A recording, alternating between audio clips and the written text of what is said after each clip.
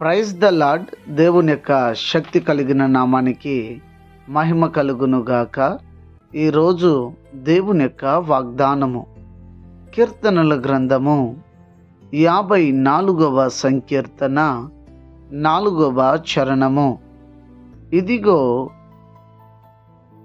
దేవుడే నాకు సహాయకుడు, ప్రభువే నా ప్రాణమును ఆదరించువాడు అని ఇక్కడ రాయబడి ఉంటున్నది.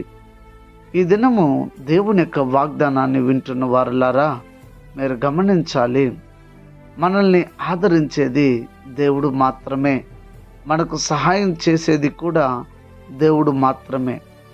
మీరు ఎవరెవరో సహాయం చేస్తారని ఒకవేళ అనుకుంటూ ఉన్నారా? లేకపోతే మనుషుల మీద నమ్మకాన్ని పెట్టుకొని ఉన్నారా? లేకపోతే నాకు పలానా వారు తెలుసు, వాళ్ళు నాకు సహాయం చేస్తారని అనుకుంటున్నారా? దయచేసి మీ నమ్మకాన్ని విడిచిపెట్టిక.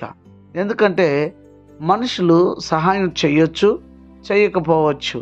ఎందుకంటే మనుషుల స్వభావం ఎప్పుడు ఎలా మార్చబడతాయో తెలియదు.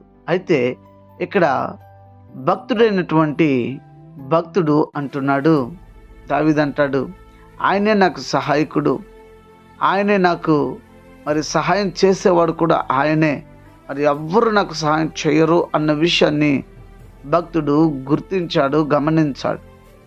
మనము కూడా ఈ కడవరి కాలంలో జీవిస్తున్నటువంటి మనము మనుషుల మీద ఆధారపడకుండా పదవి మీదనో ధనం మీదనో బలం మీదనో ఆధారపడకుండా సహాయం చేయగలిగినటువంటి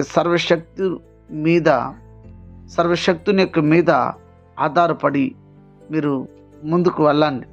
అప్పుడు ఆయన మిమ్మల్ని దీవిస్తారు అన్న విషయాన్ని మీరు మర్చిపోవద్దు. దేవుడి మీద ఆధారపడి ప్రతి విషయానికి మీరు ఆయన సహాయం వేడుకోండి, ఆయన కొరకు వేడుకోండి, ఆయన సహాయం కోసం వేడుకోండి. తప్పక ఆయన మీకు సహాయం చేస్తాడు, నడిపిస్తాడు, కార్యం చేస్తాడు. ఇంకా గమనించి దేవుని దగ్గర సహాయాన్ని వేడుకుందామా? ప్రార్థన. కనికర స్వరూపుడా, నమ్మదగిన దేవా, సహాయం చేసేవాడు నీవని మేము గుర్తెరిగి ఈ సమయమందు మేము ప్రార్థన చేయుచున్నాం.